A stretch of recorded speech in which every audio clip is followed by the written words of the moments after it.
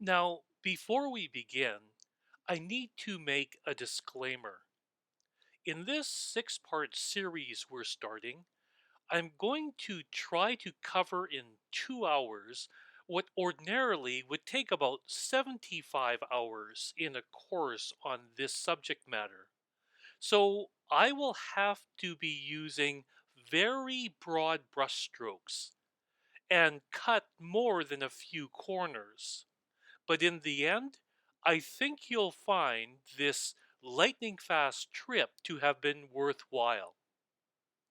The focus of my studies over the past 35 years has been the Bible, and over the past 10 years, I've been mainly interested in how the biblical people of thousands of years ago thought in a different manner than we think today. And I've been delighted to find that this academic research has actually resulted in insights that help me on a personal level, that help me understand much better why I think the way I think and why others think the way they think. For instance, suppose you were visiting another country and you meet a family who has a child who is turning 5 in a few months. And you think, oh, the child will be starting school in the fall. Now ask yourself, where did this idea that the child would be starting school in the fall come from? It comes from viewing this child through the way you have been socialized. Or, for those of you who, like me, are more visually oriented, it comes from viewing this child through a lens that your socialization has formed for you, through which you view the things you encounter.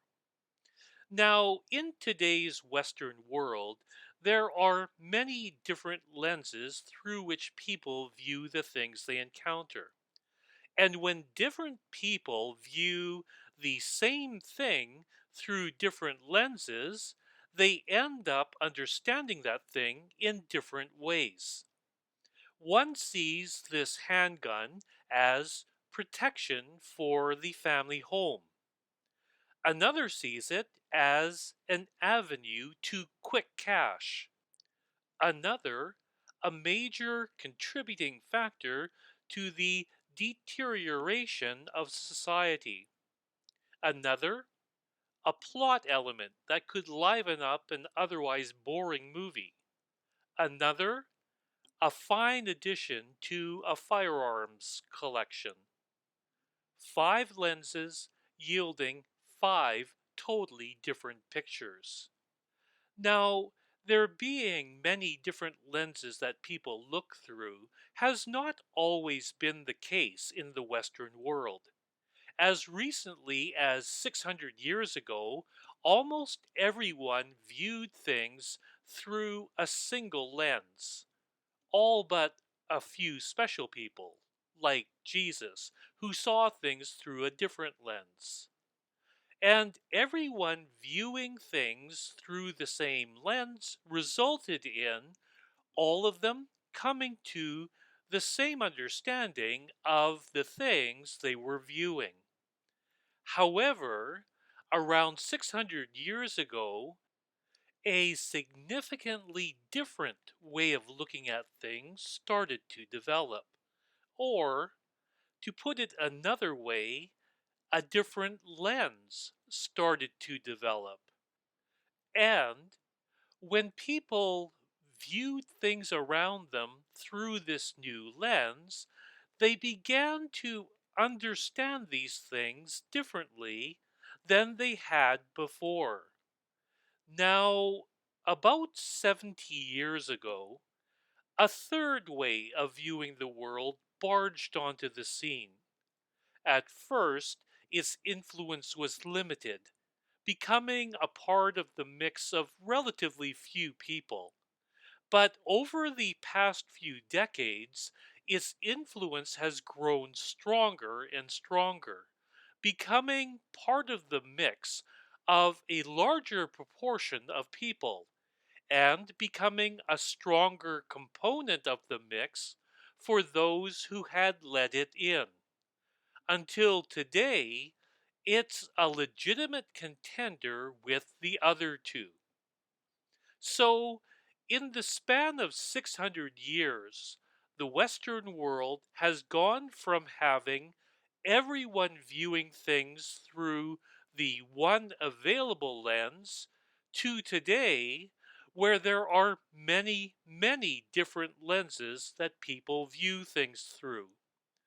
And the people with the different lenses can even be members of the same family, like parent and child. Now, how could this be? How could parent and child have different lenses? Wouldn't the child just automatically grow up with the same lens as the parent? The same way of looking at things as the parent? Well, anyone's way of looking at things is the end result of a lifetime of socialization, a lifetime of subconsciously absorbing elements of these three ways of looking at the world. And yes, a child will certainly absorb elements from a parent, but a child will also absorb elements from school, church, friends, movies, the media, and of course, these elements can be very much at odds with those of the parent, resulting in the often cited generation gap. Parent and child being on different wavelengths, seemingly incapable of grasping what the other is saying, all because they are looking through different lenses. The parent might be viewing the discussion through one lens, but the child is viewing the same discussion through a totally different lens. And as a result, neither is able to appreciate the points the other is making. Back 700 years ago, this was not a problem. Back then, there was only one lens, a single way of looking at things. There was no media or movies. And this was before the advent of the public school system. And thus, the vast majority of children didn't go to school. And so, didn't hang around with school friends. Rather, they hung around with their cousins, relatives, children with the same socialization as they themselves had received. Bottom line, in about 100% of cases, parent and child were on the same wavelength. And even just 70 years ago, yes, there were multiple lenses by then, and thus the potential of being on a different wavelength than a family member or a fellow member of a church or a neighbor.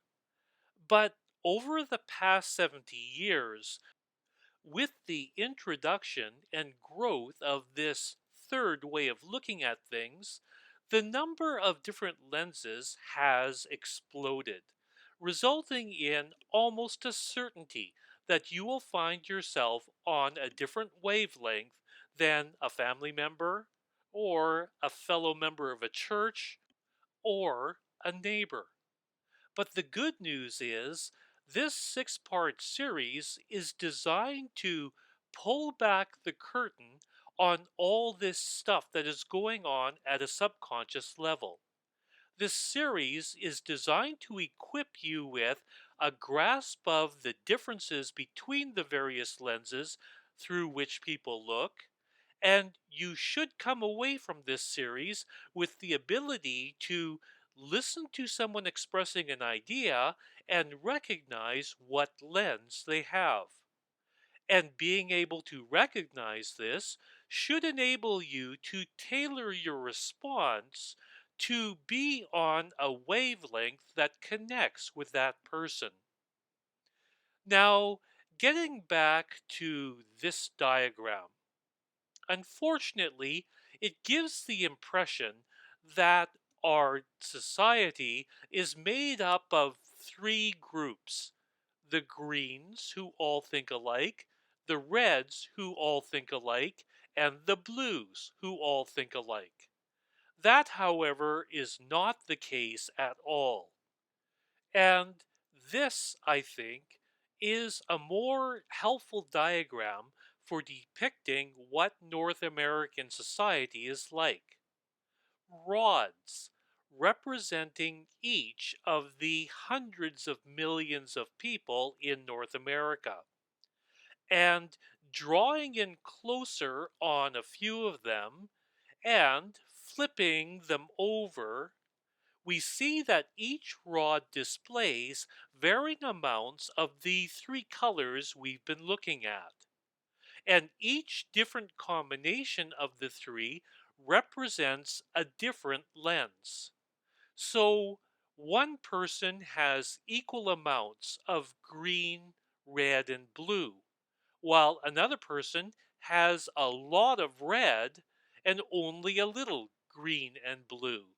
And another person has a lot of green, only a little red, and no blue at all. Three different people with three different mixes of colors, and thus three different lenses through which they view the things happening around them.